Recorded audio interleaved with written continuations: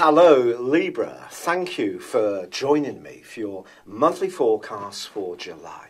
If you tuned in last time, you'll know that June itself was a very powerful month for you. And there can be more of the same this month. The month begins with a collection of energy, still emphasising your desire to achieve greater recognition and also to improve your standing, whether it's in a materialistic sense or just how you feel about yourself. People can become much more conscious of your talents, even in the early parts of this month, because the Sun, Mercury and Mars are all collected in the sign of Cancer, which, like yours, is cardinal. This is a sign of leadership. So your ability to take charge of situations or to have a big part in steering anything that has a very influential force behind it is certainly heightened. But on the very first day of this month, there is a quarter moon in your zodiac sign. If you have an interview or do a presentation in the first week of this month, I do think it's important to consider what the people you are talking to are expecting to hear from you. Now, this doesn't mean that you shouldn't be yourself or be authentic or self-confident or even assertive, because that collection of energy is all helping you to be precisely this. But it's just saying, don't try too hard to fit into their agenda, but do reflect it in what you say. And then you're going to come across as someone who's authentic, genuine, but at the same time sensitive to their needs. If you try too hard, they may actually feel that you're not really being quite as genuine as they might want. Now, there is, in the first week of this month, also a big planetary collision. Metaphorically, of course, but it sees Mars and Pluto in opposition. These two are the rulers of Scorpio, and you'll know that Scorpio is a very intense zodiac sign. With Mars high in the sky, your desire to have your voice heard is certainly heightened. But Pluto has been creating a fantastic amount of energy at the basis of your existence since 2008. So a big push to achieve a promotion, a new goal, or a better kind of lifestyle may need to be balanced about how this will play out with close family members or your own personal needs. So if you're spending an awful lot of time in the first 2 weeks of this month working towards these big aspirations, it is going to be important at some point to stop and in some way nurture yourself and give yourself the permission to just have some time to rest and recharge. But I also feel the dynamic that can come out early in this month is that you want something different from someone who's very close to you. And this could even be around a property matter. Because in week 2 of this month, it's the Sun's turn to go face to face with Pluto. Pluto has been transforming how you think and feel all of those years in the interim since 2008. And of course, it depends exactly on where you are in the sign of Libra when you were born. If you were born in the first 2/3 of the time of Libra, I think you will have been affected by the influence of Pluto. If you're in the last 10 degrees of Libra, well, the pleasure is about to be upon you. But what I would say to you is even then, I do feel that you will start to feel that energy.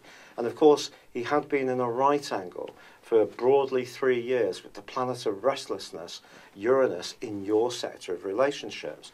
So there was just a general sense of things being very, very restless. And that can come out again this month, particularly if you feel that your goals and your hopes are being inhibited by you having to support and look after those people close to you who are not finding it easy to look after themselves. Because just at the time you really want to punch through any obstacles, there could be those demands. And all of this can create some tension, and it could create, quite honestly, some arguments too.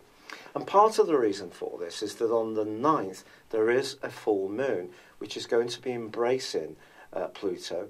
And whatever you feel about sensitive issues in your situation, they're likely to be very hard to disguise, even though you are the master of being very diplomatic. But there are two other influences early in this month which are actually truly fabulous for you. The first occurs on the 5th, and this involves Venus, your ruler, and the planet of love and attraction. This moves into the sign of Gemini, which of course is your sister air sign, and that's all about widening your horizons, connecting to people who are different, or people who have information or help to provide you. But on the next day, on the 6th, Mercury moves to the sign of Leo, which is brilliantly social for you, and through to the 25th is really going to be sparkling, and the two forge a gorgeous alliance. So even though all this responsibility is going to be pulsating around you, and there could be some very clingy or unhappy people at some of the things you're trying to achieve, you could be really captivating new people or existing friends with your panache, your extra confidence, but most certainly your added charisma and charm. So enjoy the moment. But in week 3 of this month, the Sun and Mars do go side by side. And if ever there was a time you wanted to tear down the obstacles and go and embrace the biggest of prizes that you can reach, it's going to be around then. But both of these are going to be in a right angle with Uranus. So again, this is a very tense set of planetary influences. So you may breathe something of a sigh of relief once Mars enters into Leo on the 21st, followed by the Sun and the new moon, the first of 2 new moons in Leo that are going to occur in a month on the 23rd. And that is going to create a completely different environment. It's much more social. It's much more about connectivity. It's much more about networking. It's much more about groups. It's much more about your principles and your high ideals rather than your neat goals and ambitions.